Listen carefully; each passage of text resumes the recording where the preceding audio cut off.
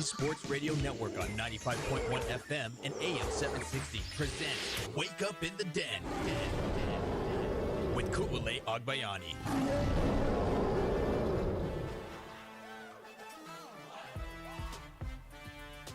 Good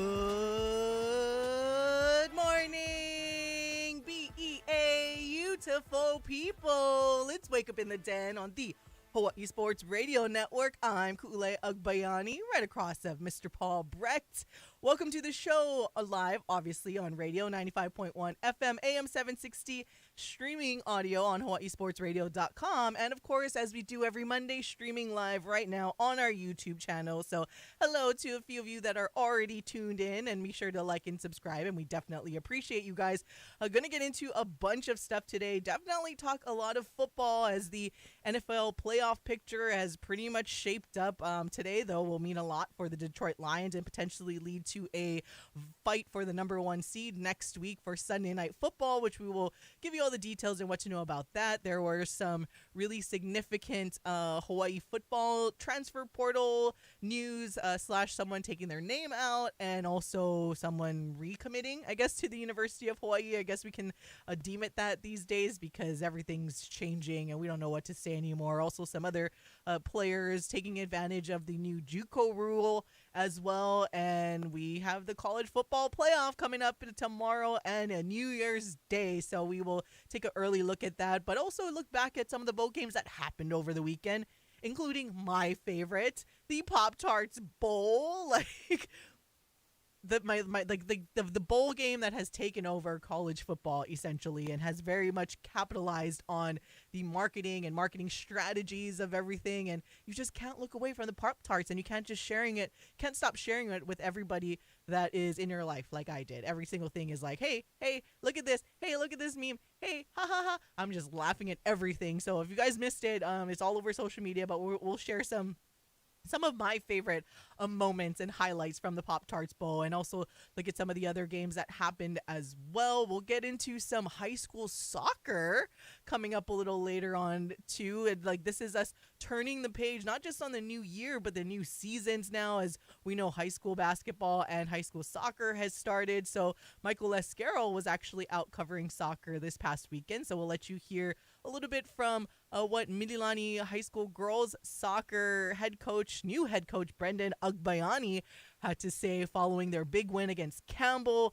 A lot of stuff to get into and a very interesting conversation that I'm hoping you guys chime in to when it comes to the Pop Tarts Bowl. So I'm just putting it out there now. When it comes to the Pop Tarts Bowl, after going to the Hawaii Bowl, and especially when Hawaii isn't in it, I posed the question on social media, and I will pose it to you guys as well, so you can either chime in on our live YouTube chat or text us at 808-888-KGU1. That's 808-888-5481. And I'm curious because we see stuff like Snoop Dogg sponsoring bowl games, Gronk sponsoring bowl games, and Snoop Dogg actually asking a post-game question as well in the post-game interviews. That's fun. So they're revamping a lot of the bowl game stuff because for a long time it's just kind of your excess games, just to put something on television. People make a little bit of money off of it. So it's kind of all of these bowl games and these new games are starting to revamp themselves. And so I wanted to pose the question because it feels like unless Hawaii, which is understandable, unless the UH is in the Hawaii Bowl, there's little to no interest, especially locally. But this past Hawaii Bowl, only game in town, right? Only thing to watch on TV. It was later. It led into Christmas because the game went late and it went to those overtimes. The game itself ended up being awesome, which is good. But there was really no excitement leading up to it or during the game until the game itself got interesting. So I kind of posed the question to people on social media, like, what are some ideas or title sponsors that could maybe revamp the Hawaii Bowl? And some of you guys have already chimed in, and we'll get to your ideas coming up in the second hour. But I wanted to pose that for you guys in case you didn't see social and you want to maybe share some of your marketing ideas with us and put it out into the universe on what you think could revamp the Hawaii Bowl and bring some interest, some social media exposure, especially when the University of Hawaii is not playing in it. So things to consider with it being the late window and just we're in Hawaii. where it's cold almost everywhere else except here. So all these little things, and I'm excited to share that with you guys. But we'll get into so much stuff again coming up on this show. Before we get into the meats and potatoes, I want to make sure we remind you guys, and we'll remind you throughout the show, is that tonight there is University of Hawaii men's volleyball. So the men's volleyball team will host British Columbia in a preseason exhibition match. It's your first chance to see this new 2025 squad, which I believe has 4 new starters in their lineup, and of course some of the other familiar faces as well. The admission is free. They were encouraging people. They were encouraging people to RSVP just so they could get a general head count in terms of what type of crowd to expect. Which the last time I heard, it was like close to 4,000 or over 4,000. So it's a lot. Admission though is still free. You didn't have to RSVP, so you guys can just show up and just pay for parking, which is $10. So bring your whole family. You know what? We'll treat you to the game. So come on by. Paul and I will pick up the tab for admission to anybody that wants to come in. For all of your tickets, guys. Not parking though. So parking is on your own. Parking is your own, but your tickets into the stand, I've got you. Don't worry. I'm just that kind of guy. It's my end of 2024 present. Call it a late Christmas present. Call it a Hanukkah present. Whatever you need it to be, it's a present for you. Just come on out and support the Rainbow Warriors tonight. How about that? There we go. See? So you guys get the first chance to look at this team, and we're going to take care of your admission. So perfect. It's our gift to you. But no, like one of our early gifts to ourselves were we took Friday off-ish. We still were kind of working and stuff, but took off from the show just to give us to end the year, give us the first true 3-day weekend that we've ever had for this only year to end the year. I don't know what to do with myself. Yeah, I was like, this is almost too much time. What, don't we have a game to go to or anything? But just to give us a chance to relax and reset until we go into our 2-a-days starting today. There you go. Starting Monday, we got men's volleyball, and then we will be here tomorrow morning, off on Wednesday, and we're on with you guys for the rest of the week. But yeah, since we had so much time, Paul, just share with the beautiful people some of maybe the things that you got to do and catch up with before we get into the sports stuff. I had a fun time. First off, I slept. I needed that one. Mm-hmm. That was awesome. Slept in for once, and like you said, we did do a little bit of work over the weekend. Still, it's kind of who we are. But outside of that, got an opportunity to really hang out with both my families. Now, I guess Morgan's family is in town along with my family. We've gotten to do dinner a few times. We went over to my family where they're staying, and we did one big family dinner. And then yesterday was like the big thing that we've all been waiting for, and Morgan booked us, all 9 of us, a trip to go snorkeling, which I have not done since coming to Hawaii. And it was a very funny day in a lot of ways. For those of you who might not be aware, when you get older as a man, typically you get a little bit bigger. And that happened to both my dad and Morgan's dad. So, sometimes it's like a workout. You're out there and you're like, dang, man. You add on top of that, swallowing some salt water, you're going around. And for some of us, it was a rough day. For me, I made it out there for 55 minutes of the hour that we had booked. I left the last 5 minutes because at that point I had seen what I needed to see. We were kind of swimming around in a circle, which is super cool, and there are a ton of turtles. I totally recommend it, by the way, for anybody who is interested in that type of thing. Maybe Sherman Brashear swiped up on my story and was like, let me know next time you go. Might have to, me and the HPU team will have to go out sometime. That'll be some fun social media post or something. It was a good time. I forgot my body can be this sore. Because I was swimming for the pretty much full hour and enjoying myself. I will say this. I had to remind myself after the first 10 minutes, I'm like, hey, you can breathe underwater. That's like the whole point of this. Is like you can see underwater and you can breathe while your face is under there.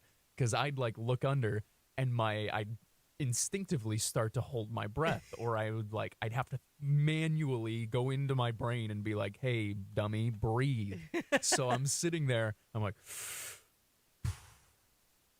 and everybody's calling me Darth Vader, and it was a very fun day. It was a good time. It was a lot, it was a lot of exercise for some of us, and I'm proud of all of us for going because for the most part we stuck out there, even through all of us made it a half an hour. That alone is impressive because half an hour of essentially treading water and swimming around straight. I don't know the last time most of us did that. So it's a good time. I joke as if we're all like my 600-pound life. Most of us look like me, and then it's like my dad and her dad are like a little bit bigger because they work, bigger jobs. So, no, it was a good time. Really enjoyable. Happy to have them out here. Happy to experience a day out in the sun, the water, all that stuff. And it feel the nature part of Hawaii, right? Where you feel the connection with the water, with the sea, with the land, with the animals, and all these people. It was a really cool experience from start to finish. And then I got to, best of all, miss out on the Jets game. That is the best of all. A fun experience that kept me away from a horrible one. I mean, what more could I ask for on a Sunday? With families that are in town all the way from the East Coast. I love it. And you're probably darker than me right now. So that's probably, Paul, I was not out in the sun. I spent the entire weekend, like you, either sleeping or watching some shows and then definitely cleaning out the closet, getting all the donations ready and everything like that. I do think it's funny, though, and bear with me, beautiful people, because it just reminds me of something that I don't think I've ever told you guys. My mom will appreciate this story, and she 100% knows that you bring up snorkeling, and I will never go snorkeling because I am deathly afraid of fish, like a genuine phobia. It's not like, so I could go fishing and I love to eat fish and poke and everything, but like swimming with fish, the thought of them touching your feet type of thing. Yeah, I have a genuine phobia, and it traces back to when I was a kid. Like we would go to Hanauma Bay and I would not go into the water and I would run away from the water. And I love the beach. So I was a beach funny, baby. actually. I love the beach, but knowing that the fish were there, and my dad would I think I was 4 or 5 years old or something, and he would try to carry me into the water and try to put me in. And I would lift I think the YouTube people can see, I would lift my feet up and not touch the water while my dad is trying to hold me in there. And I'm yelling my head off. I hate it so much. And I try to go snorkeling as an adult. I hate it. You're just not used to snorkeling, and that's why you hold your breath. I just am horrified that I cannot go snorkeling because it just freaks me out. I admire I have a lot of water friends. I admire those that can just freely go into the ocean and swim amongst the fishes. It looks so beautiful on social media, and I'm like, no. I'm gonna admire from afar. It's crazy. So funny. I love the ocean itself and everything, but I hate fish. It's insane, and I don't know how to explain it. Only my parents and my family know that I have a genuine phobia of swimming with fish. And I just thought that would be funny to share with you guys. That's funny. Happy end of your story from me, that this local girl hates snorkeling, and it just will not happen. I'll go in the ocean, just don't. Maybe it's a lack of control thing. I don't know. It's just anyways, on that note, we're going to take a break, and when we come back, we will finally get into the sports stuff and tell you about the University of Hawaii football news that you guys, in case you guys missed it, some of a new player that Hawaii had that signed with the University of Hawaii, a new offensive weapon, actually, and a couple of guys that have announced their recommitment to the University of Hawaii football team. So don't go anywhere. We'll be right back on the Hawaii Sports Radio Network.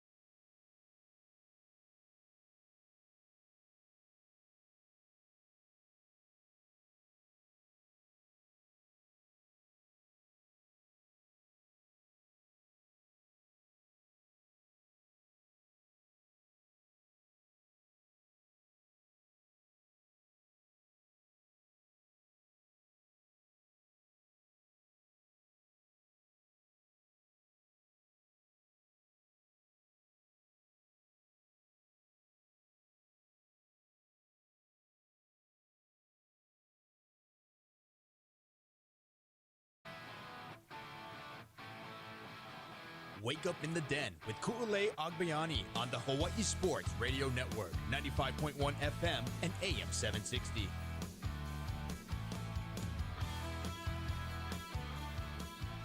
Welcome back to Wake Up in the Den. Ku'ulei Agbayani and Paul Brecht on this Aloha Monday.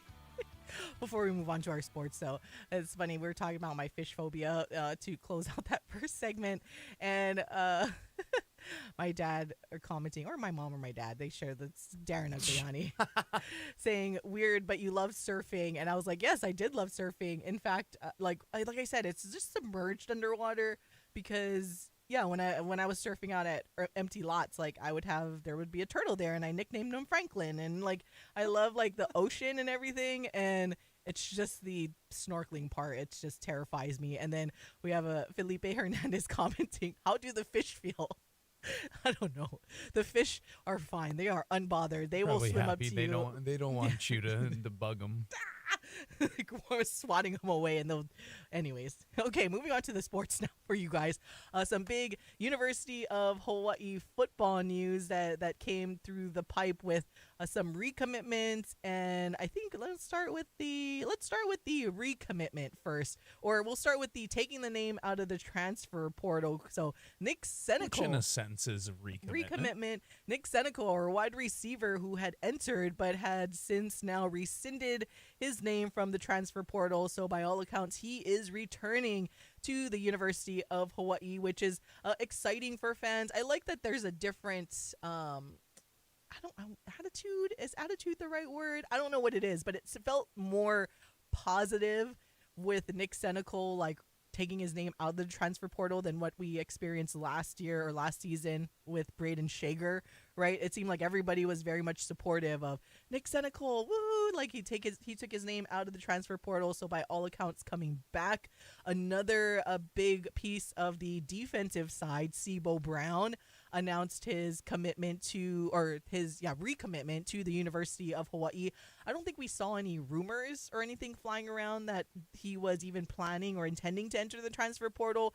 But I think for some student athletes, especially this time around, like they very much just want to make sure they affirm to the fan base, like why not? So he did enter his name into the NFL draft because he had technically graduated. So, it is nice to, because I mean, to also be fair, with a lot of these kids getting more eligibility back, I don't blame them for looking at all of their options and being like, all right, well, if I have one more year in college football, where should I spend it and where can I spend it and whatnot? I think it's really, really cool that he knew right away.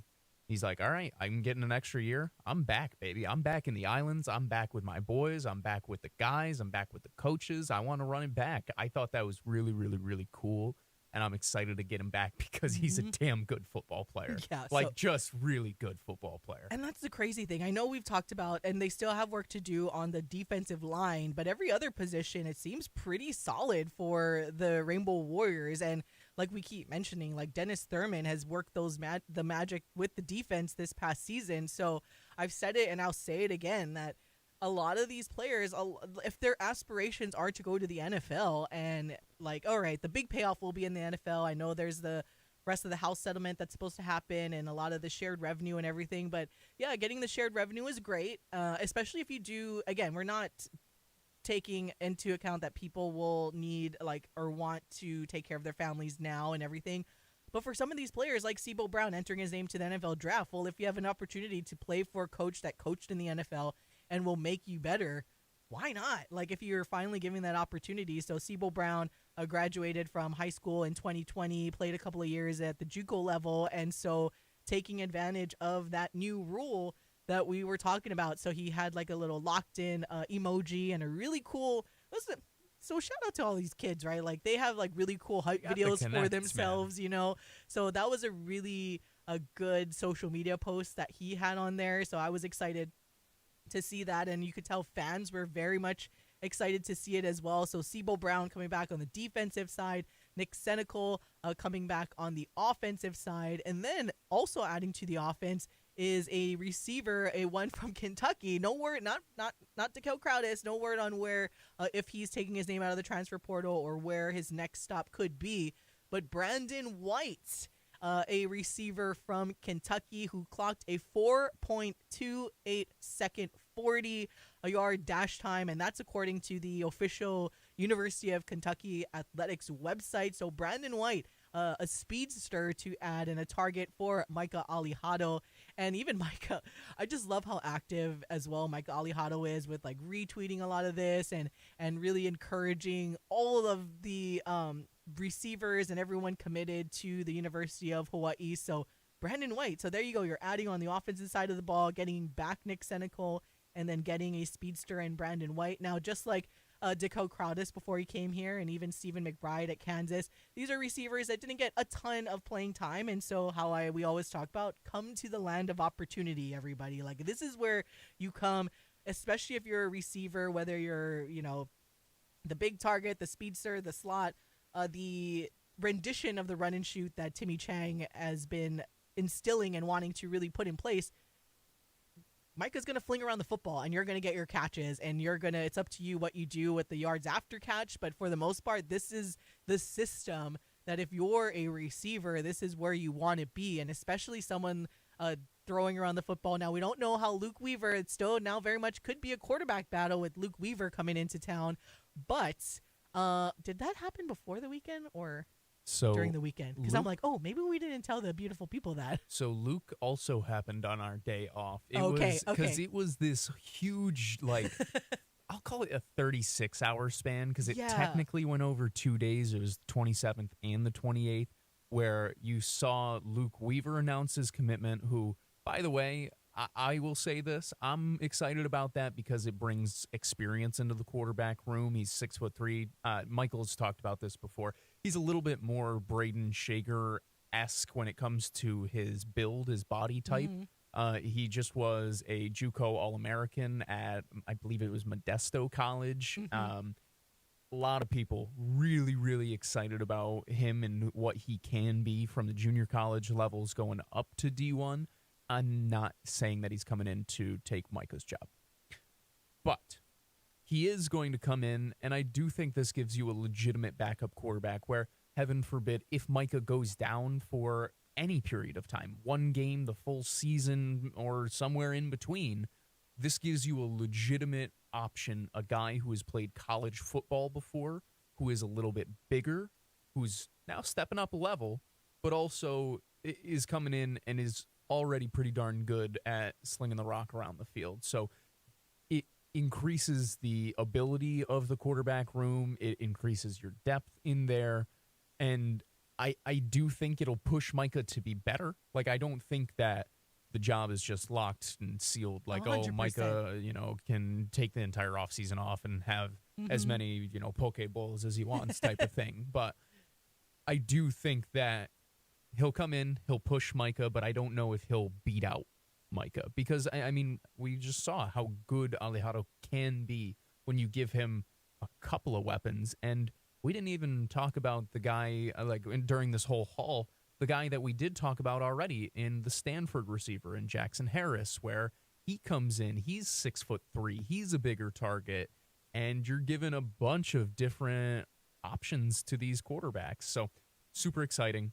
Luke Weaver, for those of you who missed out on it, from the junior college ranks, and he was pretty darn good there. That's my quick synopsis. Yeah, and that's the thing, right? He's a quarterback that comes in, like we just said, with experience, where it's different from the receivers where they didn't get a lot of reps and they didn't get into the game much, so they're coming to somewhere where they can now finally actually get into the games and put stats on their resume and hopefully prepared for the next level and maybe capitalize on NIL.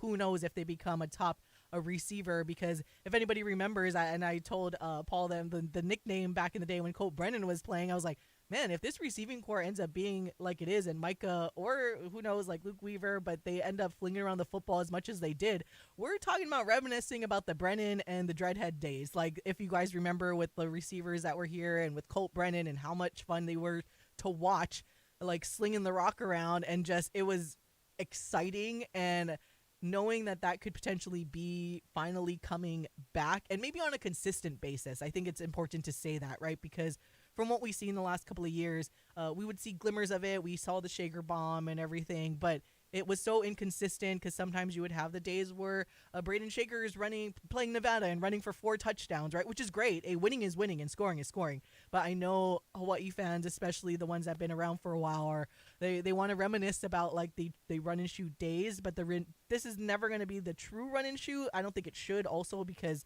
people have learned how to defend it. But whatever rendition that comes down to, it'll be nice to see Micah Alihado either. And that's the reason why I think it's important to say that Luke Weaver, it's very much going to be a battle because Micah Alihado is still a year ahead in terms of learning this offense. Because I think that's the part that people forget is that the offense can be very complicating. It's like studying. You need to learn it. You can't just go out. It's not like you can just go out there and be like, all right, here we go. Not like most other sports, right? Like, say soccer or baseball, you just kind of can go out there and you kind of play to how the game plays. There's no set plays per se. Like every single snap is a play, right? So you need to learn all of this stuff. So Micah is already that much more ahead in terms of knowing the playbook than Luke Weaver. Yeah, but he's got a built-in advantage. Yeah. He should. He was here for a year. But I mean, look at this. Like, this is something Luke posted on his social media. JUCO All-American, like Paul said, 2-time Valley Conference offensive MVP. You're on the same tweet I was.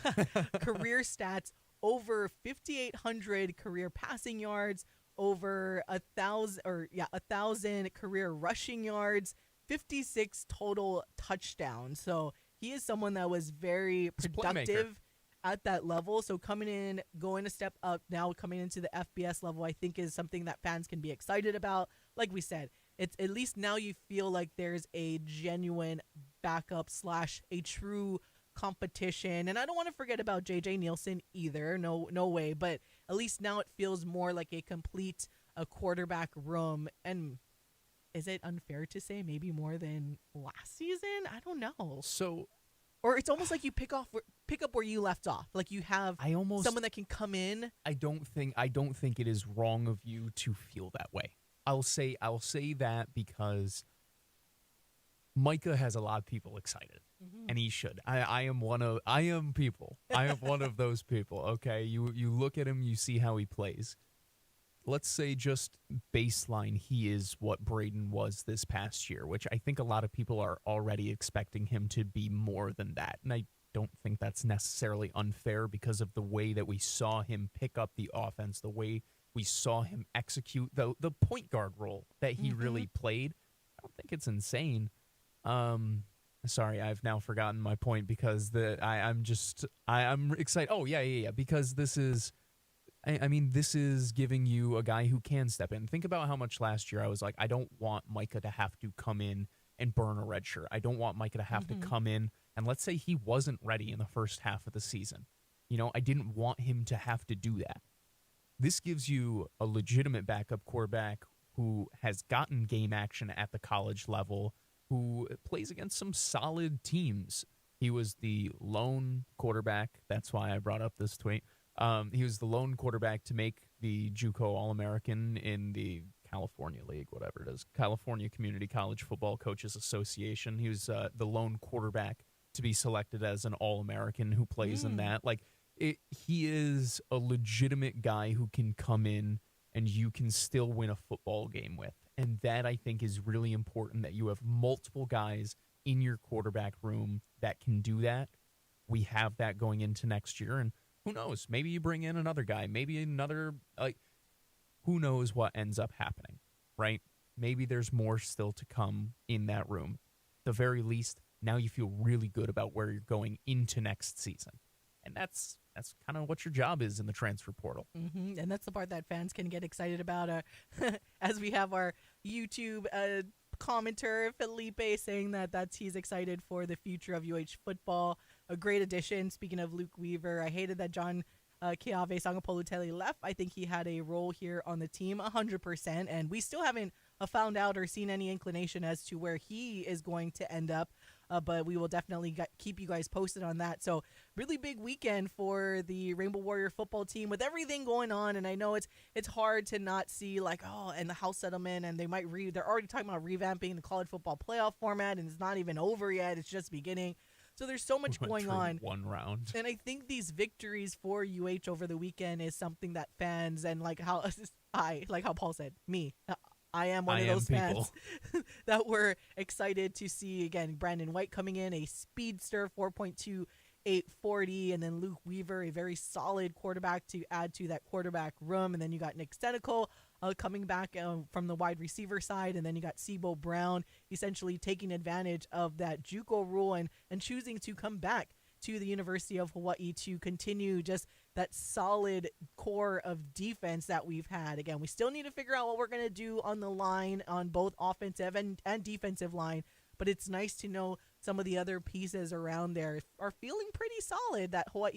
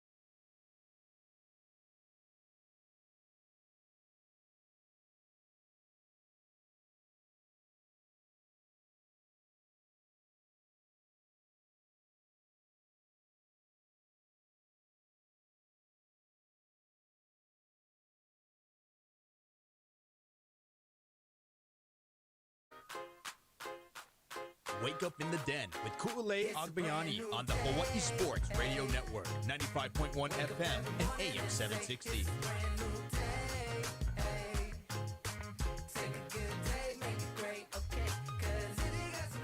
Welcome back to all of you, the beautifulest of all the beautiful people. It's Wake Up in the Den on the Hawaii Sports Radio Network. I'm Ku'ulei Agbayani alongside Paul Brecht, chatting a lot of football today, as we joked with our Michael Lescaro, like no basketball propaganda on the docket. It's all about football. But don't worry, there's there's a lot of time. Yeah, we're gonna Just wait till I get control. The Orlando Magic did not beat the New York Knicks, so that way we will tailor the basketball The conversation. New York Knicks are on a 7-game win streak. Paul's insufferable right now, guys. Like, oh no, why did he even say that? But no, we'll stick to our football conversation for now. I see some text, and like I know people have commented on my Twitter. I'm going to save that for the beginning of the second hour, though, in terms of your ideas for how to revamp the Hawaii Bowl that we love so much, but especially when UH isn't in it. Not only do fans in Hawaii not exactly pay attention that much, but also all across the country. And it's kind of, I wanted to put out a little crowdsourcing based on the Pop Tarts Bowl and how much I care about that. And when it's not even like, the Pop Tarts Bowl has done such a good job that I will watch and I will almost feel the urge to go without even caring who plays in the bowl game. I will just go on social media and I will watch the game just to see everything that has happened in the Pop Tarts Bowl, and like things that have been so fascinating to keep up with for it started last year and has been quite interesting from here on out. And I want to be part of the Pop Tarts Bowl, Paul. That's all I'm I've saying. never been able to tell. You know, you and the Pop Tarts Bowl, nobody has a better relationship with the Pop Tarts Bowl than you. I'm very interested to get into that conversation. I know you said we'll get into it in the second hour because one, part of what gives Pop Tarts Bowl like an edge is that they are so unique in the way that they attack their marketing, their branding, and all of those things. Hawaii has a similar like edge in the way and how Exactly. unique it is and how different it can be and not different. Like sometimes I feel like people hear the word different and they think it's a bad thing. Like uniqueness should be celebrated. Like we should celebrate that. And that's part of why it's cool to have all these bowl games. I know we get all these people talking about how it's all watered down because there are so many bowls and blah, blah, blah. Just make the bowls matter. Make them feel cool. Make it them feel fun. right, you know, and then all of a sudden it changes things. I am very curious to see, and this is me being honest, I have not totally read your beautiful, like, the beautiful people, your suggestions, your ideas, even in our texts. I've glanced across them quickly. I saw a couple ones where like some keywords, but I'm very curious to see what the beautiful people thought up because who knows, you know, maybe we can send those along to, I don't know, somebody We'll who pass it matters. up to the higher ups. But before we get into the fun side of that, I want to just kind of go over some of the games and some of the takeaways. Speaking of the Pop Tarts Bowl, just like the Hawaii Bowl, it ended up being a very interesting game, actually. Iowa State beating Miami 42-41. And I kept getting thrown off, though, because, like, what is it? The Rocco Brecht is the quarterback's name. And I was like, I kept reading it as Brecht. I was like, wait a minute, Close. same name. But yeah, Iowa State again coming out on top. I think one of the more tuned into games over the weekend in terms of bowl games was the Valero Alamo Bowl, in which BYU just putting a stomping on Colorado, 36-14. I don't think Caesar's tuning in today, but there you go, Caesar. There's your Kalani Sitake just doing his things to lead BYU to a 36-14 victory over Colorado. Obviously, you know, Deion Sanders, like last time, they made it a big thing on social media last time, walking out with his sons to the bowl game. You know, very cool moment. I think it was really neat to that's some audio that I wish I had pulled for you guys to listen to, but I thought the lead up to the bowl game, the press conferences with both Deion Sanders and Kalani Sitake, they were asked about why the bowl game matters and why all the players, because their players are playing in it, you know, like all of like everyone big appreciation for that, by the way. everyone was invested in it, and both of them just talking about how if there's one thing these kids like, it's to play football, and they want to do it also for the fans because the fans want to support them. And shout out to Deion Sanders making the push to elevate the insurance for a lot of the players that do have aspirations to play in the NFL and a chance to play in the NFL, where they get like a base level of insurance, but they basically got to increase in the policy so that to make sure that these players could feel comfortable should they get injured, that they would be paid out in terms of like disability type of insurance. So all of these things I did appreciate. You know, feel however you want about Deion Sanders. I think he's doing an incredible job in terms of how he's coaching these young men, how he's keeping them on track, because you a lot of times they lose their sight, right? Sometimes they don't have the fatherly presence in their life, like Travis Hunter. And style is a little too flashy for some people, and I don't think Shador Sanders and the way that he can represent himself sometimes isn't something that people take a liking to. But I think it's important to branding wise, he's done incredible things. And I know people are so quick to be like, see, haha, Travis Hunter lost, you Colorado, you guys are so junk, blah, blah, blah. But I'm like, you know, it's bigger than that. Like, I think what he's done for like I said, making sure his team is playing in the bowl game, not opting out on the BYU side, as much as it pains us to give BYU the credit. But Kalani Sitake has done incredible things, and what they've done to have their full teams come and play in this bowl game is just a huge like testament to the program they're leading. Yes, I know they have a lot of NIL, but at the same time, you still got kids with NIL that are opting out of bowl games. So it's important to recognize. And in the craziness that's going on in college football, especially, wanted to point out some of these little things that maybe people don't always think about. I think it's important. I want to echo your sentiment about Deion because I'm someone who doesn't love like the flash all the time. but I also don't care. Mm-hmm. The Flash isn't for me. It's for people who might enjoy it, The Flash isn't for me. Flash is for them.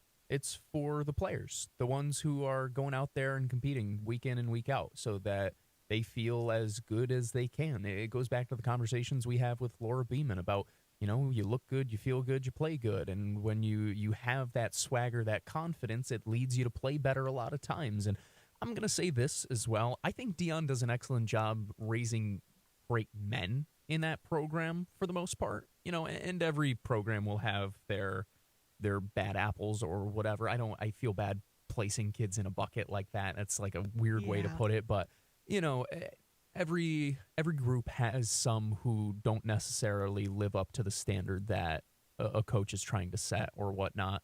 But I'll say this. How many times have you heard about a Colorado player having a DUI while Deion's been there?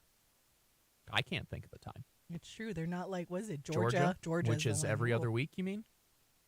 I mean, these young men, they don't get in trouble off the field. I don't hear about academic issues. I've seen plenty of videos about Deion holding his guys accountable in the classroom. You have to earn your number by getting it done in the classroom first. Like, a lot of these things, if they were your favorite coach, you would be screaming from the mountaintops how he doesn't get enough recognition for the actual coaching job he does. And I started this all off with, is the Flash for me? Some of it, no, not really. Like, some of it I do think is overblown. I think Shador, when he does the wrist thing, it's not my cup of tea. But if that's what makes Shador feel real good when he plays, I see absolutely why a coach would empower that. Absolutely. Mm-hmm. And I see absolutely why you allow some of it. Because overall, I think Deion has done an outstanding job when it comes to creating a culture in an era that is really, really freaking hard to create a culture in right now. And I mean, for God's sake, they stunk last year and they went 9-3 this year. Yeah. And I know that they're losing Shador, and I know they're losing Travis Hunter, and I know that on the margins they're not this good, and blah, blah, blah. They lost their bowl game, and blah, blah, blah. BYU's pretty damn good, too, just by the way. Yeah. I don't know why the line was whatever it was. I think Colorado was favored for whatever reason. They just missed out on the college football playoff. Right. It's just whatever. Long-winded rant made into a little bit shorter. I think Deion has done an excellent job. Despite all the outside noise, I think almost similar to how I look back on LeVar Ball now, where I thought he was brash and loud, and I hated the way that he went about it. And I look back on it now as a great father who stuck up for his 3 sons, no matter what, to anybody in front of cameras, whoever was coming, and he put them on the path to be 3 professional athletes. And, it's up to them to do whatever it is afterwards. But if I look at him, that's what a father should do, and in a sense, Deion's done that for his boys, but Deion's also done that for a lot of these young men and for Colorado. So I really do like what he has done over there. I hope he stays at the college level. I think that is my whole point of this whole spiel. I hope he stays because I really do think he is good for the next generation of young men to learn how to have that swagger, that flash, whatever, but still also take care of the things and understand what's most important to them. I kind of hope he also stays at Colorado because there's something about the black and gold that just fits him with the persona. It really does. Like, I know there was rumors about he could potentially be lined up for like that Alabama job at one point and all that stuff. But I'm like, you got to stay at Colorado. Like, or you need to go somewhere with similar colors because the black and gold just matches Coach Prime. And going back to the football side, though, I do like how BYU still had fun with the game. Like, I think Sanders got picked off, and when he got picked off, the person that picked him off did the little Deion celebration dance. I'm like, do it. Like, hey, you deserve to do that in the game. This is football at the highest level. Man. So I loved it. It was very entertaining for a blowout type of game for BYU. One of the other things that stood out the most, as we probably should go to break, but I'll just finish this thought. Nebraska finishing off their season, beating Boston College 20-15, obviously led by quarterback for Nebraska, Dylan Raiola. And can people just leave the kid alone? Like, so he wants to be like Patrick Mahomes, the greatest quarterback in his generation. Dude. I'm like, just let the kid.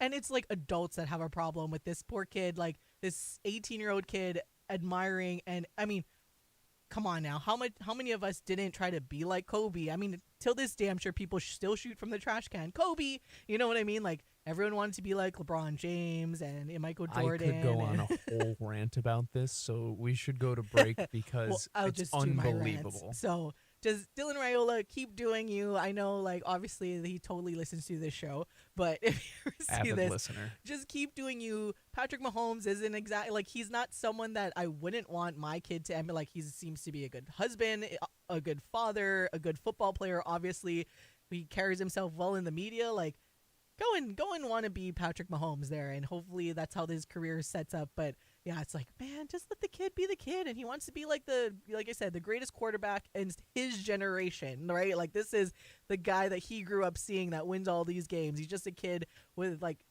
wanting to be like his favorite player, and at least it amounted to wins. Like to be miserable. That is what Let I'll the say. kid be the That's my kid. rant. People like to be miserable. And on that note, we will go to break, so we'll be right back on the Hawaii Sports Radio Network.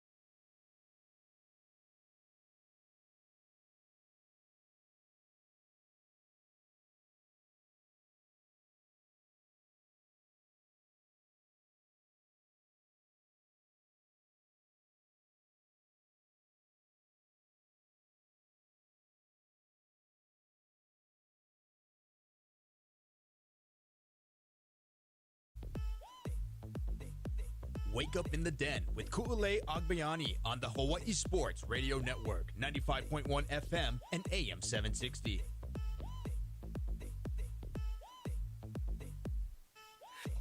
This song makes me want to do like the whole dance, and only the YouTube people can see this.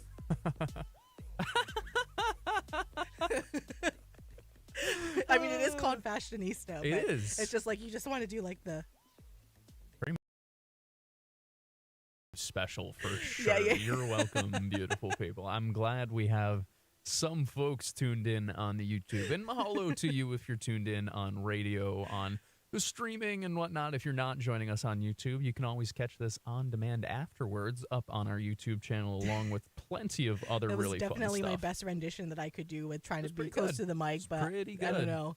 I did used to dance at Hyper Squad back in the day, Better so I than totally the have like rendition I did. the presence of being a performer. Paul does too, though. We need to find videos of Paul like doing his performing Oh, I've arts got stuff. plenty. I think mine's are like somewhere on VHS of like my concerts and everything that I did at Hyper Squad, but we will not dig those up. I think Michael Escarol did a good job enough of digging up my Brian Hey, Valoria gotcha. entrance like thing. Luckily, it was only a little sliver and just a little piece, so it didn't get too crazy. Thankfully, hopefully he doesn't go and try to get more receipts Right. everywhere else. I All think right. he's out of commission today, Yeah. so We just have a few minutes left in this hour. Coming up in the second hour, we will finally get to all of your comments and the texts about some of your ideas, which I very much appreciate you guys for chiming in on how we could potentially revamp the Hawai'i Bowl. Again, a bowl game that's on Christmas Eve in a unique time slot that will, if it goes to overtime again, it'll bleed into actually Christmas Day. So there's all of these things that make it cool, and obviously it's played in Hawaii. So how to revamp it, especially, actually, at first I started off with saying especially if UH is not in it. But at the same time, even when UH is in it, that'll even just elevate the interest in the bowl game if there's other cool things that are happening around it, and social media will like elevate it some more. And similar to what we have seen happen the last couple of years in the Pop Tarts Bowl and how they've been able to capitalize on something so unique, I think Hawaii has an opportunity to do the same because of everything that makes it unique.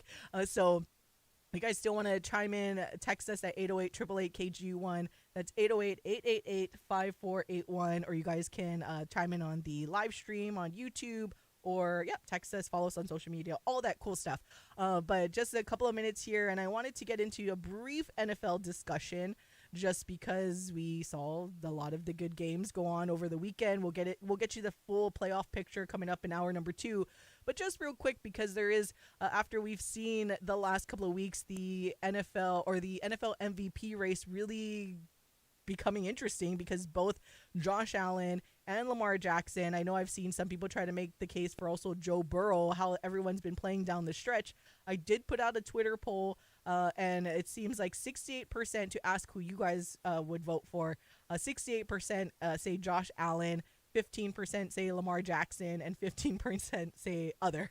So most people in agreement with Josh Allen. I personally think so as well. I think just briefly, he's done more with less, and and obviously Lamar Jackson is an incredible player, two-time MVP for a reason.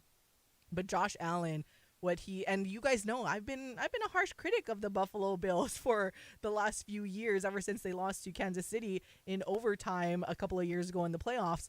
And I'm like, Josh Allen, and it also will continue my propaganda to lift up the group of 5 schools and players like Josh Allen who stick with their schools. Yes, it was pre-NIL days, but at the same time, played at Wyoming, played in a G5 conference, the Mountain West, and has been able to still find success and be a potential NFL MVP and maybe even make it / win the Super Bowl this year. That I am rooting for Josh Allen to win the MVP vote, just again I think in general from a football side, he's definitely worth getting everyone's vote. It'll be close with Lamar Jackson. It's gotten tighter throughout the last couple of weeks, but from a pure, we root for the smaller schools, the smaller guys. Wyoming is a school that is staying put in the Mountain West as well, so even more so, I'm like, hey, let's root for those guys. So Josh Allen, I don't regret any of the flack that I've gave in the last couple of years. I mean, the criticism was deserved, but this year has been different for the Buffalo Bills, and especially for Josh Allen.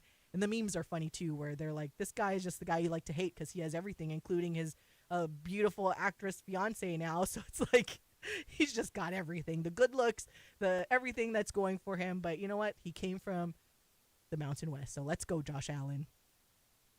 I think it's Lamar. Just by the way. That's fine. All that. That's fine. I agree. Go Mountain West. Go, all of it. I unfortunately think it is Lamar for the third time. He's got 39 touchdowns to 4 interceptions, Josh Allen, just for comparison's sake, is 28-6. So Lamar's better in both categories at this point.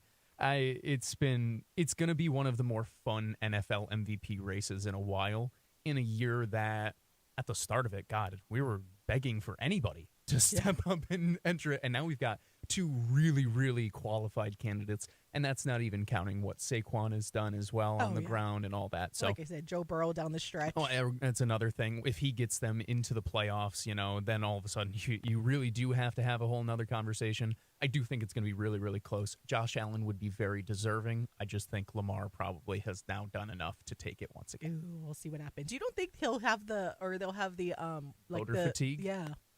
I think it's possible. Like they might just side, like some of the voters will just side with Josh Allen just because he hasn't won before. I think it's possible, but I don't know if we've seen that as much in the NFL as we have in other sports. Yeah. So we'll see. We'll see. It's a good conversation. Andre Yoshivash, you get my vote. There you go. Bang. Let's Bang. go. Bengals receiver and local boy. There you go. No, Darius Muasau. He's been able to be Depoy. consistent over and on the defensive side of the football, and has been able to be some light at the the Giants that have not had this year. Except now, anyways, we'll get to that in the NFL conversation. We're going to step aside, come back with your ideas for how to revamp the Hawai'i Bowl when we come back on the Hawai'i Sports Radio Network. Are you?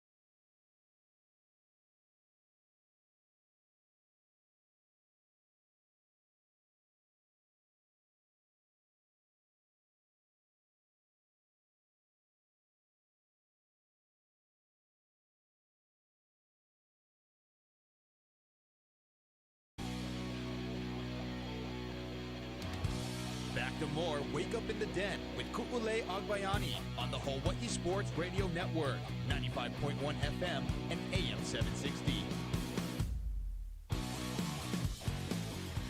Welcome back to Wake Up in the Den, hour number 2.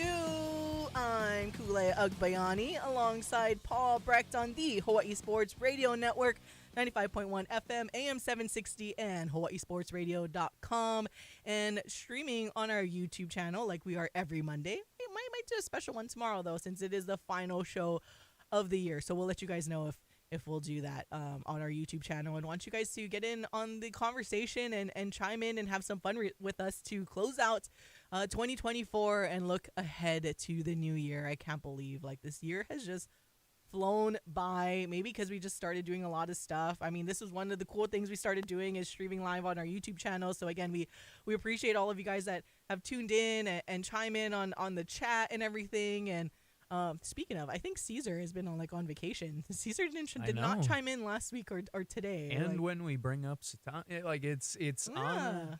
We do have Felipe Hernandez, though, that has been active, so he has taken the place. Taking the reins. So shout out to Felipe Hernandez and everyone that has commented. All right, I want to get into the college football conversation in terms of just the marketing and everything that goes into it. So first, want to share with a little bit of the Pop Tarts Bowl, my new favorite bowl game now outside of the Hawai'i Bowl, but on our YouTube channel, just some of my favorite moments. So if you guys don't know, obviously Pop Tarts, yes, the tasty pastry treat that a lot of people grew up eating, including myself.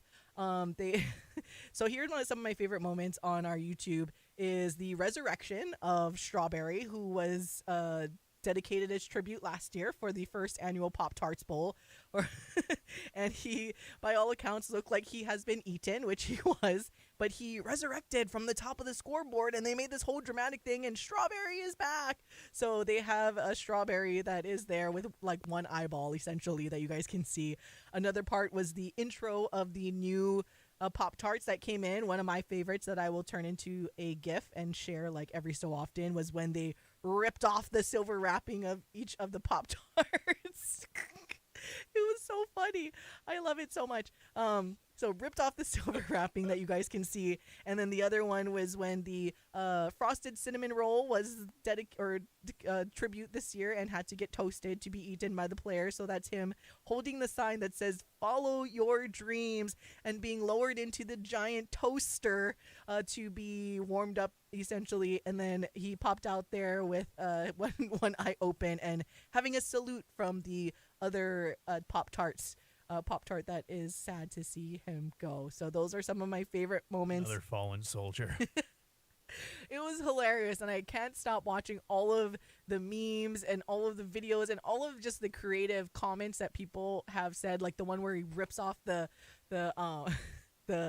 silver film. That's the one I retweeted where it's like, when I say that, like, I say I'm giving up on sports betting, me the next day, I'm back, more sports betting, let's go. So it just got me thinking, because it felt like the lead up to the Hawaii Bowl, and we've kind of noticed it the last couple of years, especially with Hawaii not being in it, that there really isn't much attention. And I was surprised, especially this year, because it was literally like the only major sporting event going on and at the same time, there wasn't a lot of, unless it was like part of the Stickles committee, there wasn't a lot of stuff being posted on social media. Even the game ended up being really good. Again, historic game for the Hawaii Bowl and for FBS football with the overtimes. But I was like, wow, I'm surprised this game hasn't garnered more attention, where I think of the Pop Tarts Bowl and I just want to go to the bowl game. Like, I don't even care what the teams are. I just want to go to the bowl game just to see the Pop-Tarts and be part of the experience. I mean, even in the media room, they had like little Pop-Tart things. Like, it was from the media room snacks to all the way down to the football field. Like, they've just done such an incredible job. So I was curious, and I don't know if you guys notice it too, that it's just, it feel like there's a missed opportunity to really elevate the Hawaii Bowl to a bigger level and a bigger scale, because one, they're always in the late window and on Christmas Eve, and then it's Hawaii. I mean, Hawaii is so special when it's like snowing and freezing all across the continent. We're celebrating our winter and Christmas time in the beautiful like 80-degree weather, and for the most part it's usually sunny and in the middle of the day, 3:00 p.m. Hawaii time here. And why isn't there more like attention to the bowl game? So I posed the question on my social media, and I'll pose it to you guys now if you want to text us at 808-888-KGU1, 808-888-5481, or comment on the YouTube stream of what you guys, some of the ideas that you guys might have to revamp the Hawaii Bowl, and maybe the title sponsors that you guys would suggest to give way to something that could elevate it. And there are some that people have chimed in with, like the Zippy's Chili Bowl or Joe Coy Bowl for Hawaii. I'm not a huge Joe Coy fan. I know it's against my like Filipino-ness, but I do. You guys know I love chili. So the Zippy's, that would be funny if it was named the Zippy's Chili Hawaii Bowl. Ooh, it just has that nice ring to it. Yeah, it just fits with everything else too. I mean, Zippy's, it's right there on a platter for you. It's right there. Zippy's Chili Hawaii Bowl. We had our friend Tiff that messaged me on the side.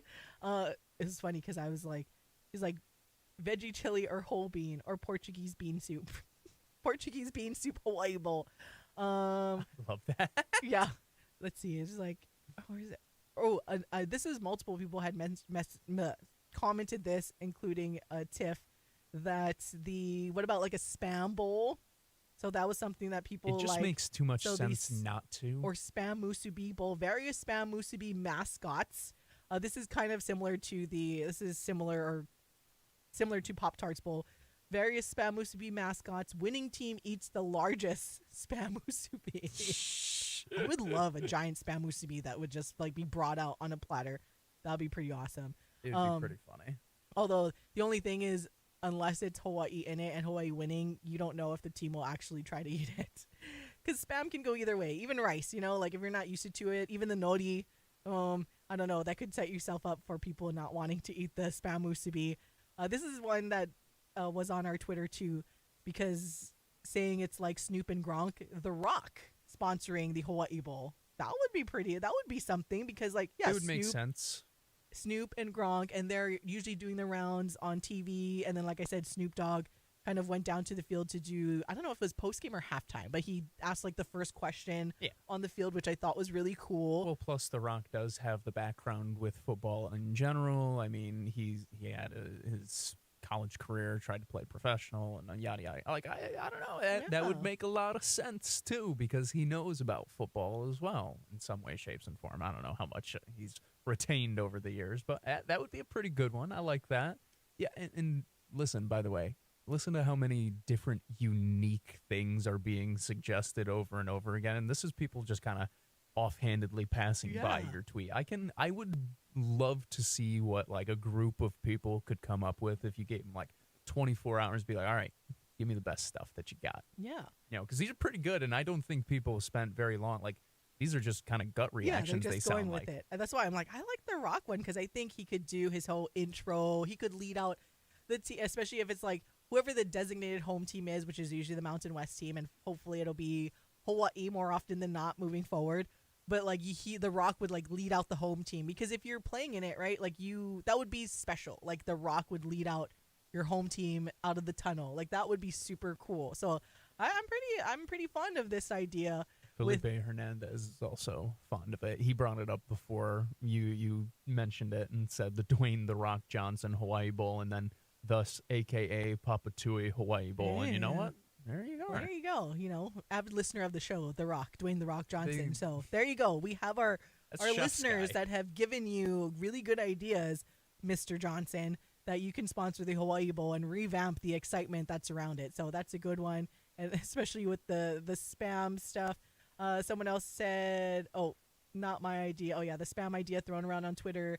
Need viral moments, and having a Spam Musubi mascot would help with that, and potentially start a new revenue stream for Hormel, a company that pulls in $12 billion annually. Aulani, another one that has been thrown out on Twitter with the Disney/ESPN tie, would be cool and has some potential synergy, but is kind of boring. Yeah, you would have to get creative. Like you would need like Disney characters at the game or something. You need to kind the characters there on the sideline. You need the like mascots down in the end zones and like multiple. You need them in each team's like jerseys as well. So like this year you'd need like Goofy in a San Jose State jersey, and then like Mickey is down on the other side and he's in the USF jersey, and they're doing like a half-hearted Oklahoma drill at halftime and stuff, like just stuff like that, fun. Right? Where it's silly. It's what bowl season's supposed to be out. It is all the goofiest parts of college athletic. It's supposed to be the pure part of college athletics, where you just kind of enjoy whatever silly reason brings you together to compete against each other. I brought it up before. I mean, my D3 college does the same thing with their own type of bowl at the end of the year, where you compete for a jug. It's why Hawaii competes for trophies. It makes things more fun. It makes them feel bigger, more meaningful, more valuable, all of that. It's why you need to do something. You can't just have something. I mean, you just can't have the Hawaii Bowl. Yeah, and that's what we had this year. If you guys didn't notice, there was no title sponsor, right? For a long time, it was the Sheraton Hawaii Bowl, and then there was Easy Post. And looking back at Easy Post, remember, you guys, that was when the bowl game was canceled because of injuries/transfers during the Todd Graham era. And a lot of the viral moments from that Hawaii Bowl that did not happen was because the Easy Post social media manager kind of simulated the game as if it was going on. So stuff like that to bring more attention. But there was no title sponsor, and we saw the game actually turn out to be good. Only game in town. I mean, that if there was a title sponsor, they would have gotten like way more than their money's worth, because you see It's all about like the game, but also like Paul mentioned and we said earlier, where when it's bowl season, it's time to make these games feel like they matter, whether it's on the football field or on social media, right? You want to see that happen. So I kind of like the idea. If it is going to be Aulani or Disney, definitely bringing in the Disney characters, because I think that we see what the NFL does with SpongeBob, right, and Nickelodeon. So if you were to tie in some type of aspect that some of the kids would now be interested in watching the bowl game, right, that would elevate like, oh, I want to watch this because what is Goofy gonna do next? Like, you have the Disney character. I don't think you can do this in terms of NCAA actual football regulation, but like you have Disney characters holding the chains. Yeah, but right, those are the type of things where you see a semi-silly aspect of the game that makes it unique once again. And once again, you don't have to just limit it to the jerseys. I mean, what's keeping Goofy from having on, a lei, or you have who's Daffy Duck's girl, Daphne Duck? Oh, is Daphne, that, yeah. she's out there in a hula skirt, and like add in the portions of Hawaii along with your title sponsor. Like, there are ways to do this. You have the spam tosses that we've seen already were kind of a hit at earlier like games and whatnot. Like, do stuff like that. Now, don't just limit it to one thing. Have all these different opportunities. I think there is a lot to be explored here. Ooh, I like this one. Well, this is adding to the spam thing, where the spam shaped like a football and with grill marks for added detail, kind of like what we saw with the red velvet cake for the Netflix game. So that would be pretty cool. Again, it's so hard because, like I said, I think about the other the other student athletes coming in and being like, what is this? What am I about to So eat here? I do think about that, where it's like, if I'm coming in, like me first coming to Hawaii probably has some apprehension with some of the things we're suggesting. But then again, I sit here and I think about it. I think about what the USF guys did right after winning, their chew. And I had to look around and see if they had a couple of like Hawaii guys or like Polynesian guys on the team, because it was like a pretty good chew. And I found out it was because of like the luau and whatnot that they went to. They really I learned how it resonated with them. But I mean, I don't know, a week in the islands changes your life. That is what I will say. And if you end it with a bite of spam musubi, I mean, what more could you want out of life? Yeah. All right. Oh my goodness. This conversation is dragging on long, and not dragging it, not in a bad way whatsoever, because I think it's a fun conversation to have, and you guys are chiming in and having a lot of fun with it. I did get an idea and had a pretty interesting chat with our friend Casey Smurthwaite about this. He wanted to kind of share his ideas and share his 2 cents, and I kind of like how it ties into everything. So I'm going to let you guys know what he had to say, but we do need to step aside for a quick break, so we'll be right back to continue this conversation. And again, text us if you want to get in 808-888-KG1, 808-888-5481 to share your ideas on what would make you interested. If Hawaii especially is not playing in the Hawaii Bowl, what do you think would make you still want to watch, and just for the theatrics surrounding the actual game, similar to what we have with the Pop Tarts Bowl? So don't go anywhere. We'll be right back on the Hawaii Sports Radio Network.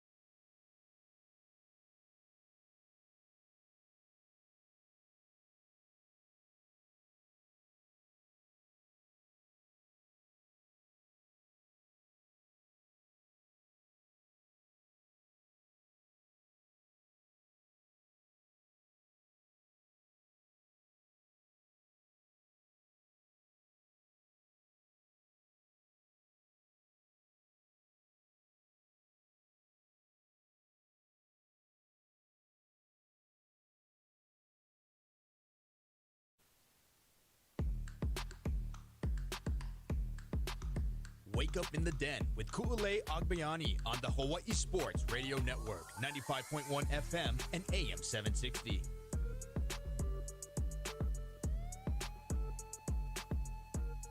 Welcome back to Wake Up in the Den. Ku'ulei Agbayani and Paul Brecht. Forgot to mention, Michael Escaro isn't here today because he's feeling a little under the weather, so hopefully he gets well soon and ready to take on the new year. But we're having a fun conversation, and I appreciate all of you guys that have chimed in with your suggestions on how we can potentially revamp the Hawaii Bowl a little bit, especially with, you know, like everything that has what Hawaii, or not what Hawaii, what bowl games have become in terms of everyone's kind of revamping it. And we bring up the Pop Tarts Bowl and how the social media side of things like live on. And that's something that I think is important with the Hawaii Bowl, because Hawaii is like, it's like so unique in its own way. I mentioned it before, like we have the warm weather and sunshine while everyone else watching all over the continent, especially on the East Coast, are dealing with snow and the cold and everything. And it doesn't snow here. Well, I know it snows here on the mountaintops, but doesn't snow here. Like in Manoa, it's not snowing. So I think it's really cool maybe to capitalize even on maybe like fake snow and be like, haha, just kidding, it's not snowing here for everybody. Just making light of and taking advantage of the full like Christmas. It's on Christmas Eve, the late window when people are either having their dinner or actually almost done with dinner if you're on the East Coast. And if the game goes long, you're in Christmas Day, the kids are wanting to open presents, all these things. So our friend Casey Smurthwaite, who worked hand in hand with former athletics director Craig Angeles, he shared his random thoughts with me on text, but basically saying how bowl games aren't about attendance. You know, they are tough. The majority are just continent assets, which we kind of know. Although the Pop Tarts Bowl is usually well attended because of the conferences, ACC versus Big 12, that kind of stuff. And it's usually top teams that are in there.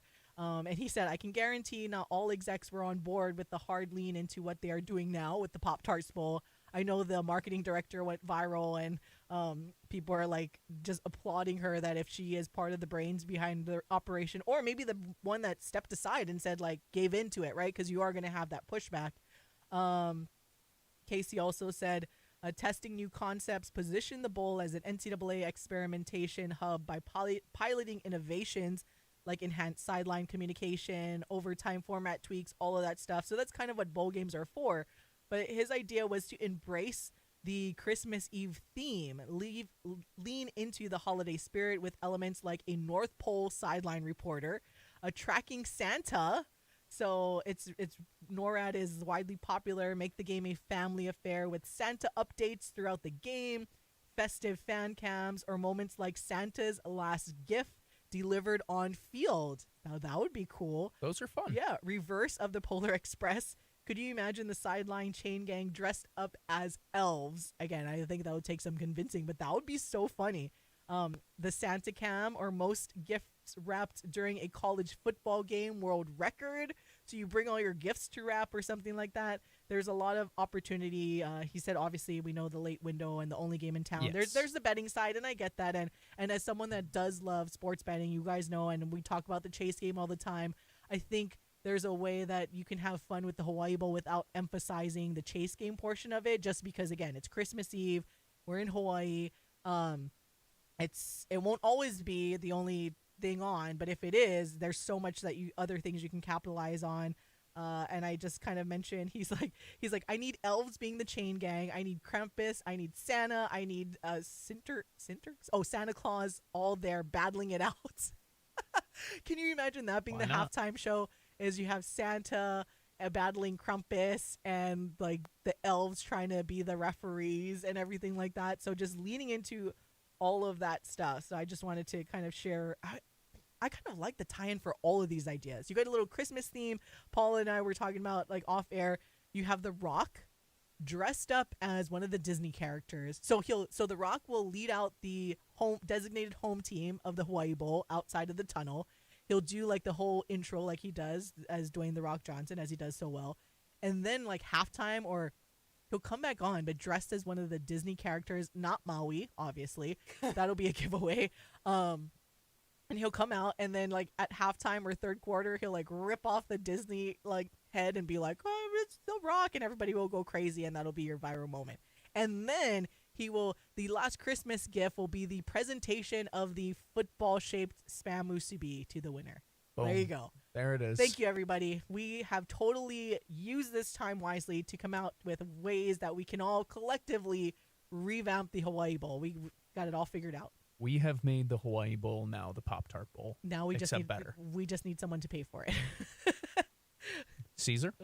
we just need the title sponsor to come, because this isn't something, right, they'll do. And the reason why the title sponsor is important, and I don't think it necessarily has to completely match, like if it's not Aulani or something, it matches with everything, and it's not Dwayne The Rock Johnson.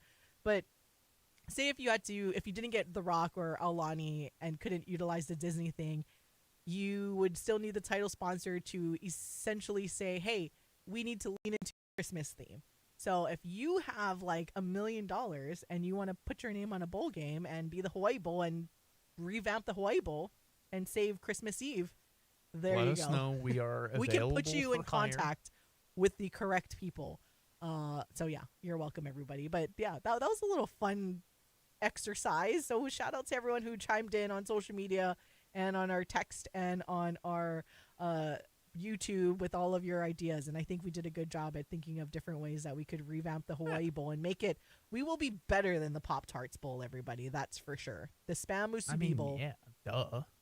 I think you should just call it the Spam Musubi Bowl just because it sounds cool. Spam Musubi Hawai'i Bowl, or the Zippy Chili Hawai'i Bowl. See, I think the chili bowl makes sense.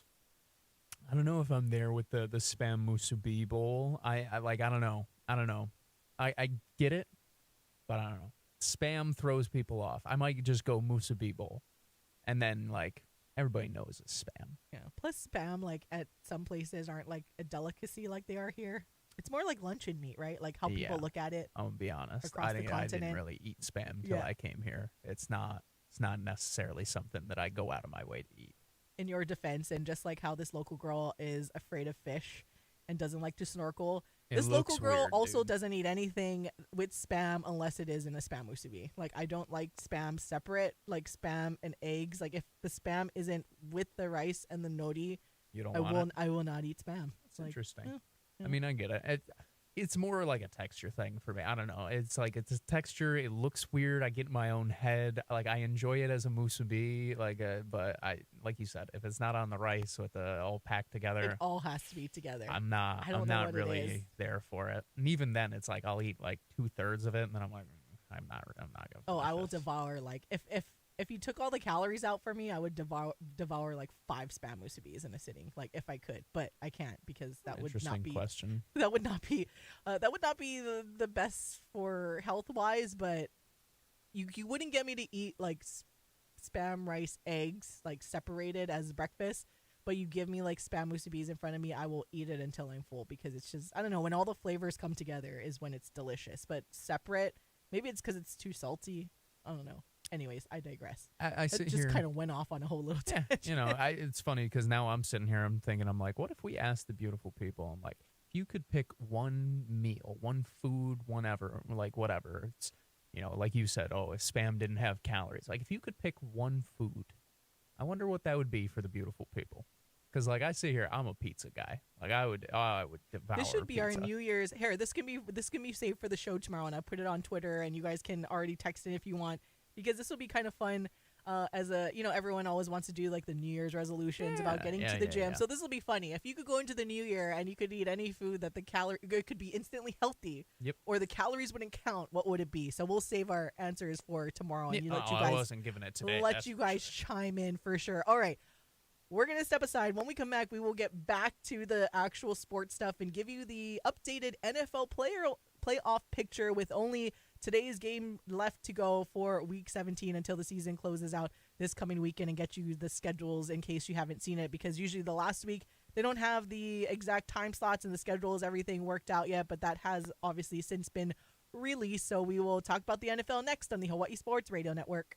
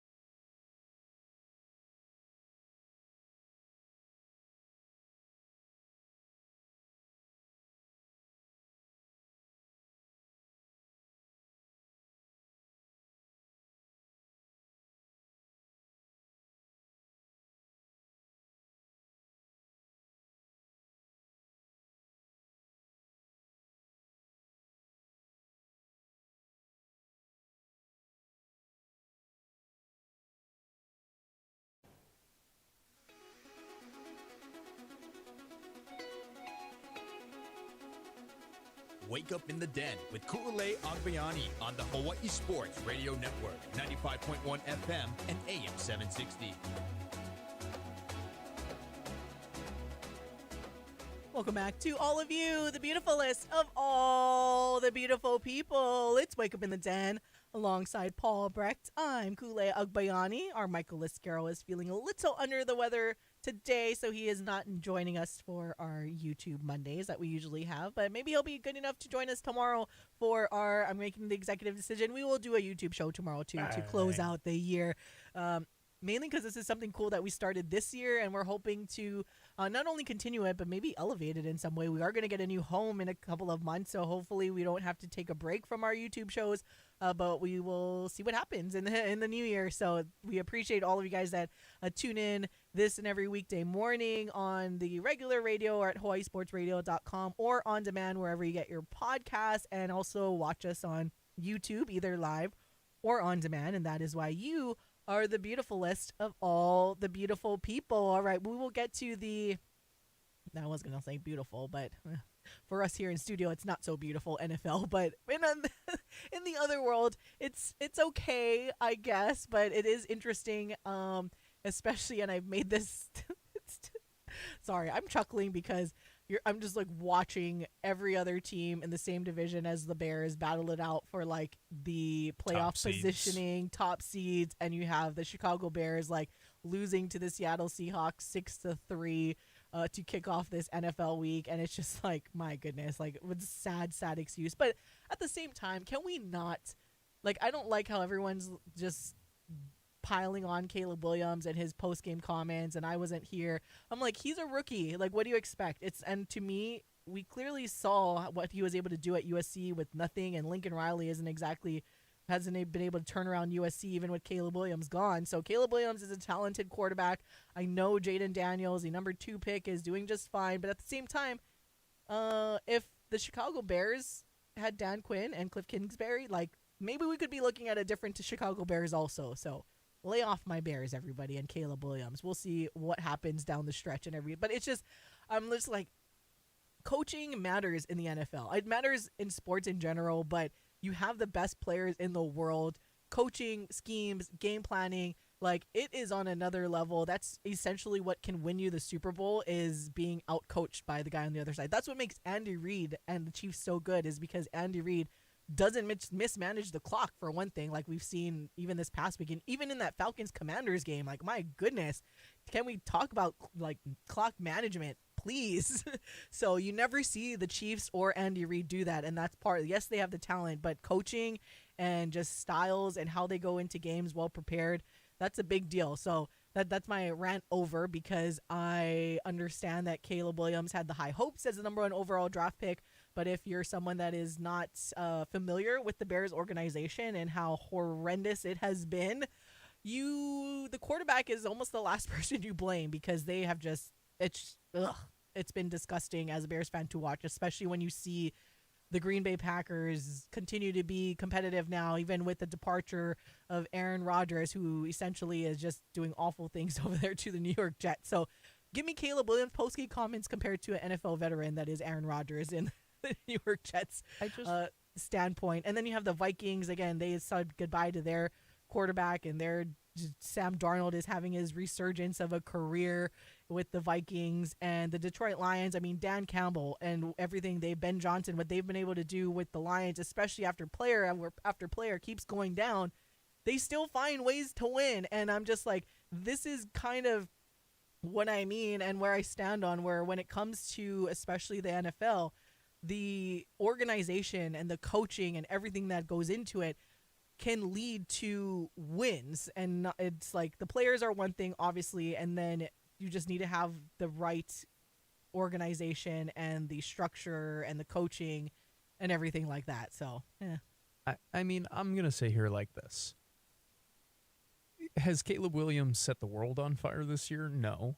I'll also stick up for him kind of in the similar vein as what you just said. His coaching has been going to be as kind as possible here. Horrific, I think, is the best way that I can put it. What a disaster of a rookie here for Chicago. for Caleb Williams. I mean, what are you supposed to do? And despite that, he's got a top 5 passing season in franchise history. And that's through 16 games, okay? That's not adding on this 17th game that he's going to get the next week and whatnot and all that stuff. I know the old heads like to freak out about how there's an extra game. But if we're going to do that, he's also got, I think, the least amount of interceptions. If I'm looking at this list, 4. he's got 6 total on the season. Okay. And, I mean, he hasn't been a lot very often. I guess Josh McCown had 1 interception back in 2013. I'm going to take a wild swing here. I'm going to guess he wasn't your starting quarterback for the full year in 2013. So, yeah, the best when it comes to ball control, the best when it comes to yardage, top 5 when it comes to yardage, trailing 3 Jay Cutler seasons, and Eric Kramer, who I think is a character from the Springer show. I mean, what do people expect? And I sit here, Jaden Daniels set the world on fire coming out, but he hasn't been like the modicum of consistency since the season began. He was outstanding, went through a couple of weeks where he was like, okay, then he's been pretty good. This past weekend, it was like, okay, welcome back. You know, like, it's rookies, young players are going to go through ups and downs, and what you said is perfect. It is coaching. It will always be coaching in the NFL more than anything else. And honestly, in professional sports, you can say it's going to be coaching for the most part. Like basketball as well, I think you see the major difference that a good head coach can have versus a bad head coach. But when it comes to football, I mean, you're talking entire culture, franchise-altering move. Think about what happened to the Chiefs. The Chiefs were, oh my God, so stinky, so all the time before Andy Reid was there, where they were on this big old drought, and it's like average every year or worse, and you know, you're in this division where you're always getting smacked down, and now they're going for a three-peat. Part of that's because of the quarterback, but guess what? Patrick Mahomes isn't Patrick Mahomes if he's drafted by the New York Jets. Yeah. You know, Patrick Mahomes isn't Patrick Mahomes if he studies under Adam Gase for a year. He's, you know, we're talking all these things. Josh Allen isn't Josh Allen if he doesn't go under the tutelage of Brian Daboll for the first few years of his career, has the ability to grow and become a better quarterback. I mean, look at all of these guys who have continued to get better as their NFL careers have gone on. I think people have become too reactionary when it comes to their sports, when it comes to how they decide if a player is good or not. It's a week-to-week league. It's incredible. You look at the overall product, and, I mean, a decade ago, most people would be thrilled by this rookie season from Caleb Williams. I mean, thrilled.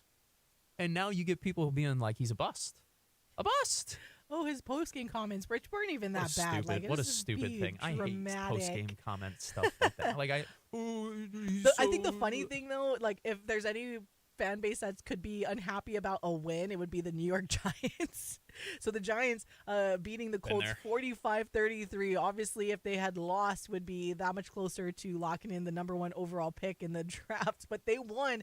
And if there's anyone that has been upset about the organization, I mean, did you see Pat McAfee go off on the Indianapolis Colts? Obviously, Pat McAfee played for the Colts for a little bit of a stint before making it big in the podcast realm. But I must say that I almost feel vindicated in a way by seeing Pat McAfee go off on his former team, because it feels reminiscent to how we were very critical of the UH athletics department in this studio, where I know a lot of there were a lot of you that were very supportive and appreciative of us being real about the situation that happened with Craig Angelis.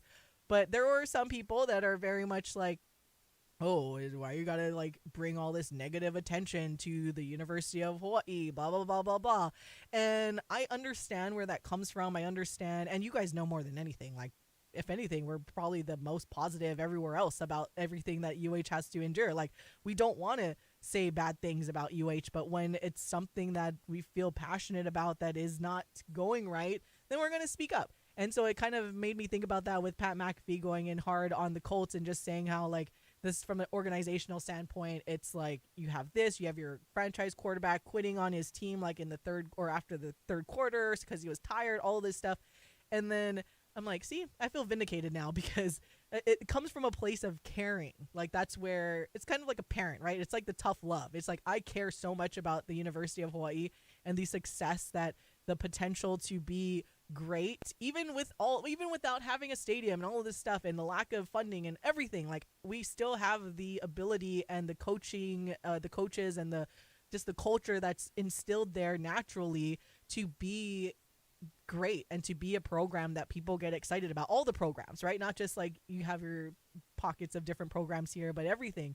And so I was like, all right, he's bringing the same energy to the Colts as I did to the University of Hawaii, because it comes from a place, again, of caring so deeply and wanting the standard to be up here to the highest of the highest skies, instead of where it's been allowed to be like, let's just kind of be status quo, mediocre, and that's it, right? And we just have to accept that. So anyways, that's my little a snippet of a tie-in to UH, because like I said, I felt vindicated, where it's like, you see Pat McAfee, someone with a voice that's going extra hard on the team that he played for, but because you care so much about it and you wanted the team and the program to be better to the potential it can be, but you have to like call a spade, and you got to talk about the faults that come with, and it's faults that can be fixed, right? Mm-hmm. Like that's the major thing. So like, thanks, Pat McAfee. You made me feel vindicated with how hard I went on the University of Hawaii, because I know there were other people that were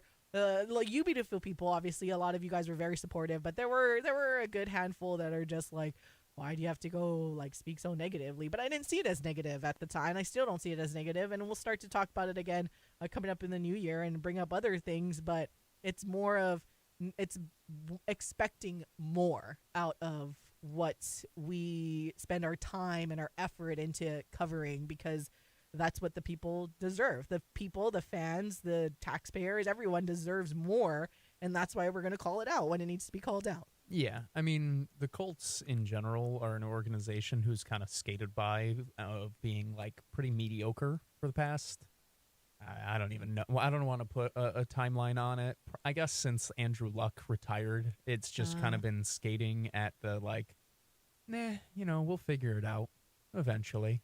We'll find our way back to the playoffs eventually. They deserve criticism. I will say I saw a bunch of Giants fans upset about the win. I get it, as somebody who has been in that situation, quite a bit actually. As a New York Jets fan. Players will never play to lose, or at least not ones that you want on your team, right? These are guys who are playing for their livelihoods, their careers. This is what they do. They're auditioning for another team next year. They have pride where they're sick of losing. Mm-hmm. I mean, losing sucks, and they don't benefit from a draft pick the same way fans do. Fans benefit from a draft pick because it's a shiny new toy. Players don't. Players see it, and that's like, oh, that's somebody who's going to come take my job. That's somebody who's going to take food off the table for my kid, for my wife, for my whoever it may be. That's my job, my livelihood. It's also my pride. So I never expect players on tanking teams to go out there and not try. That said, the team in green, it might be a little more far-fetched, but they have a pretty losing mentality in general. But I saw a bunch of Giants fans upset about that, and I get it, because whatever. Also, don't be upset. This quarterback class is not that good. Well, also that's why it'll be interesting now that we switch. You bring up like playing for pride, because we know the Kansas City Chiefs, taking a look at the AFC playoff picture first. The Chiefs have locked up the number 1 overall seed, and by all accounts could potentially sit their starters or treat it like a bye week or treat it like a preseason game. So we'll see what happens. And they do play the Broncos, who are currently at the 7th seed, but are still fighting for their life to stay in the playoffs. And if you do put in the backups for the Chiefs, they're going to want to win. Like, they want to try to win. They want to try to beat the Broncos. Yes, the Broncos will have their starters, but you're not playing against like, Patrick Mahomes and Travis Kelce, who are just nonchalantly trying to not get hurt or whatever. Like, if you put in backups, they're all going to try to win. And we talk about it all the time. Like, the NFL are the best players in the world. So it'll be interesting for the Broncos. Like, they did come up with that overtime loss to the Bengals, which keeps the Bengals' hopes alive. But their season is on the line against the Chiefs now. So for all of you Broncos fans, there you go. This week will be very interesting for you. if the Broncos win, they're in. But again, I wouldn't put it past the Chiefs to, because they want to win. It's all about winning. They want to keep their players healthy for the playoffs. So I'm pretty sure they're either going to sit the whole game or maybe play the first quarter, and that's about it, because everything's locked up for the Chiefs. Can't do any more else. But the Broncos, this is win or go home. So it'll be interesting to see how this comes down. If they lose, they're going to need some help. I mean, at the end of the day, I'll say this. Most times when you're going against a divisional opponent and you have an opportunity to ruin their season, you're going to go all out. It's the same reason I expect the Jets to stupidly win this weekend against the Dolphins, because the Dolphins are going to go all out because they need the win. They are right there on the cusp, them and the Bengals. The Chiefs, yeah, they might have already locked up the number 1 seed. Those backups, similar to what I was just saying about the Giants players, they play for pride. They play for their job next year. They play for, hey, part of our culture here in Kansas City is winning.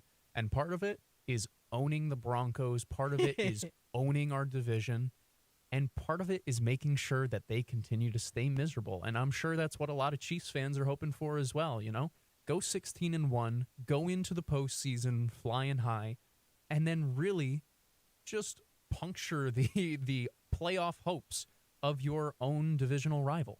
Yeah, so for our Broncos fans out there, if the Broncos do lose and the Bengals beat the Steelers or the Dolphins beat the Jets, the Broncos will be out and would finish the season on a 3-game losing streak. So a lot of Broncos fans, and I know there's quite a few here in Hawaii, will be tuned in and seeing how that game goes. But again, I wouldn't assume that just because Kansas City is, by all accounts, sitting or barely even playing their top players, that's going to be a walk in the park for the Denver Broncos.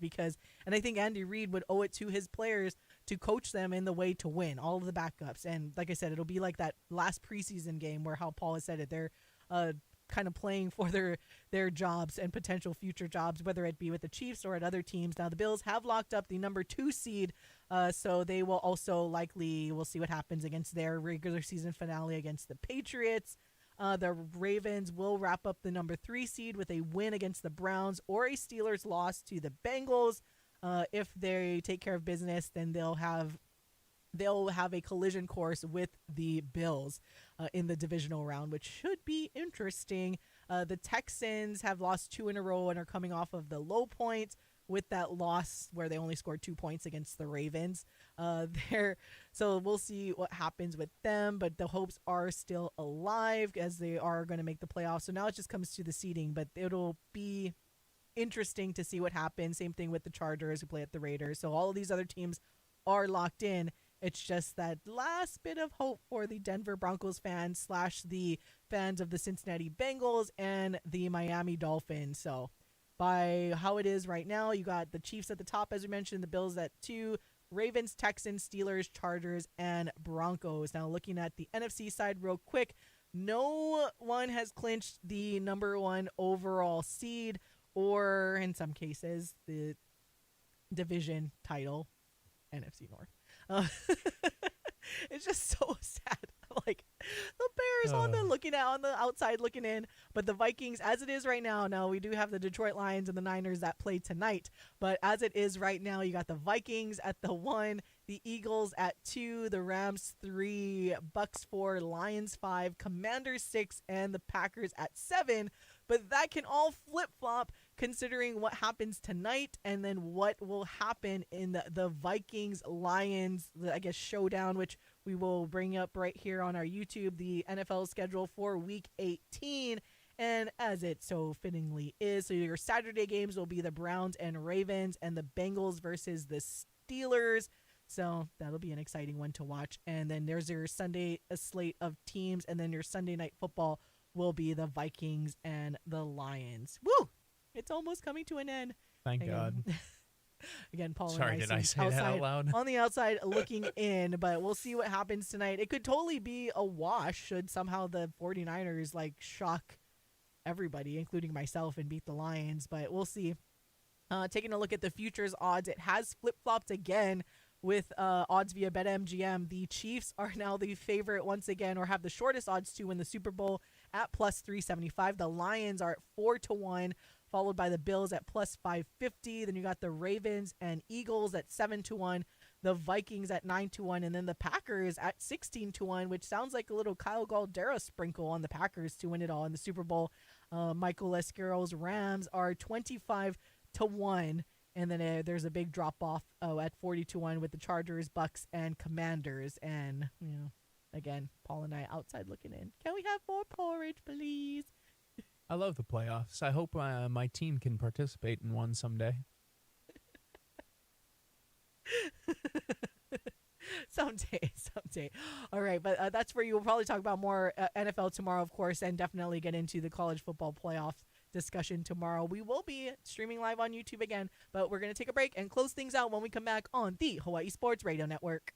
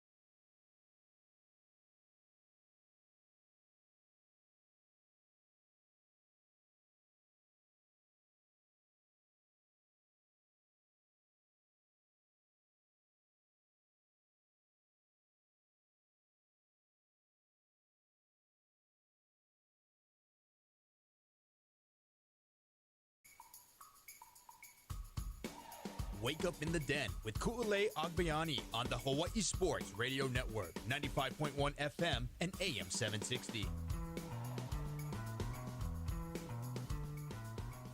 Welcome back to Wake Up in the Den. Ku'ulei Agbayani and Paul Brecht closing things out here on this Aloha Monday. Hope you guys had a great weekend, and we are getting back into the swing of things. Yes, obviously gearing up for the new year, but we told you guys about it in the beginning of the show. So tonight, if you guys are here or on Oahu, there is a men's volleyball preseason exhibition match today at the Stan Sheriff Center, where they will play British Columbia again. Paul and I will take care of everybody's admission to come to the game and to support the men's volleyball team. You do have to cover your own parking, but once you get there, Paul and we got you covered, and yeah, you can thank us later, and we thank you for listening into the show. No, but in all seriousness, admission is free. You were encouraged to RSVP just so they could get an idea of what type of crowd to expect. From last time I asked people, the RSVPs were around 4,000, maybe over 4,000. Now, if you didn't RSVP, no problem. You can still show up. Again, they just wanted to get an idea of what type of crowd they were expecting. So it is the first serve for Warrior Volleyball 25. Hope to see you guys out there. There will be some merchandise, exclusive merchandise on sale, including from alumni-owned businesses like High Life, Thankful, and Sweet Enemy. Following the match, there will be a talk story session, meet and greet with the team, and autograph session. Now, the match is at 6 o'clock p.m. It is not on. There are live stats, but it is not going to be streamed on or anywhere. So, unfortunately for fans on the continent, you can't get the new look or a look at the team, but it's okay. Volleyball season is here. So we hope and encourage anyone that is listening and you're free tonight, then come join us at the Stan Sheriff Center again, 6 o'clock p.m. for the preseason exhibition match with the Rainbow Warrior volleyball team. I'm looking at the AVCA poll, which did finally officially come out today. 3 Big West teams in the top 5 nationally. UCLA is your number one. They received 22 first-place votes. Long Beach State, your other, they're number 2. They received the other first-place vote. UC Irvine at 3, Hawaii at 4, and Ball State at 5 rounds out your top 5 nationally. You also did have CSUN, UC Santa Barbara checking in at 15 and 16, and UC San Diego checking in at 18. So the entire Big West ranked within the top 20 in the nation, just by the way. So yeah. Take that as you just, will. Yep, just by the way. That's usually, but I mean, we're used to the Big West being that competitive in men's volleyball. It's a slaughterhouse. And I mean, fortunate that the Big West decided to keep the men's volleyball team within the Big West. So for the foreseeable future, it'll continue to be this way. Now, there will be about 4 new starters, I believe, on this year's squad. So some new look faces, and of course some familiar ones like the young freshman Tread Rosenthal. Also get to see Kainoa Wade, which will be exciting for fans tonight, and also one of our favorites, Eleu Choi. So I'm looking forward to the season. Again, season officially starts this Friday against McKendree at the Simplify Arena at Stan Sheriff Center, but today is your first chance to get a look at the new look bows. So we'll tell you about that on tomorrow's show. We're going to stream live on YouTube to close out the year, but for now, we got to go. So for Paul Brecht, I'm Ku'ulei Agbayani. Mahalo for listening and watching. It's been Wake Up in the Den. Bye! Home of the Dallas Cowboys.